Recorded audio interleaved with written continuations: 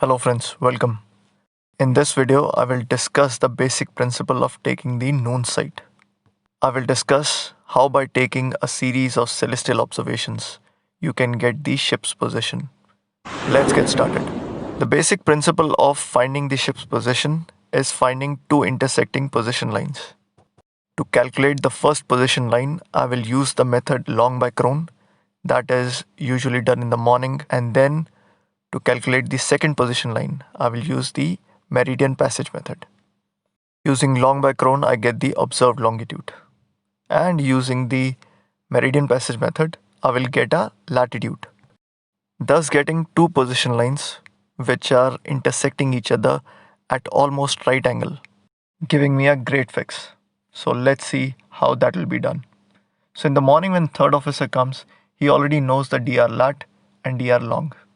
And then what he would do is, after the sun has risen, he will try to immediately take one sight and calculate the observed longitude using the method long by Crone.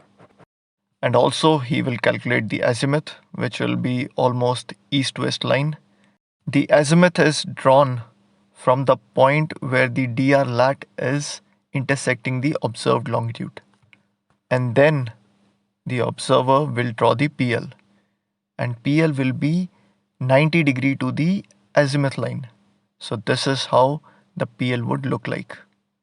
The angle it has made with the observed longitude is exaggerated. In reality, it will be almost north-south. So let's say it's 359.5 and 179.5. And this is my first position line, which is drawn through the intersection point of observed longitude and dr lat. Then the ship will continue to follow its normal run. Let's say ship in this example is going southwest, and I've drawn this course which is going southwest. I know the course, I know the speed, and then we would get another dr latitude and the dr longitude. And then it would be time. At the time of meridian passage of sun, I will take another observation, use the sextant, and find out my latitude. So far, after applying the run, I've received the dr lat and I know the observed longitude from which I had applied the run in the morning. And finally, after taking the sight in the afternoon, using the MURPAS, I will get the latitude. Now, because the sight was taken at the time of meridian passage, the position line will perfectly coincide with this latitude. So this latitude is also my position line. Now I have two position lines with me. This latest one is position line 2, and in the morning time using long by Crone method was position line 1. Now I know that in the morning I was along the position line 1 and in the afternoon along the position line 2. Now, like we used to do in the running fix, I transfer my first position line to the second dr, and this is the sign for the transferred position line. And this position line still passes through the point where dr latitude and the original observed longitude intersect. And now where the two position lines are finally intersecting, which is this position, this will be my ship's actual position or the celestial fix. The key point and mostly the mistake people make is they use the observed longitude as a position line and transfer it in the position, and instead use the point of intersection between observed longitude and the latitude observed as their fix. But instead, the line which is 90 degree to the azimuth is actually the position line. And if I reverse the course from the fix that I've received, I will find out what was my position in the morning. So this was my position in the morning when I had taken my first observation on this position line. And as you can see, this position is away from the observed longitude and not intersecting with that.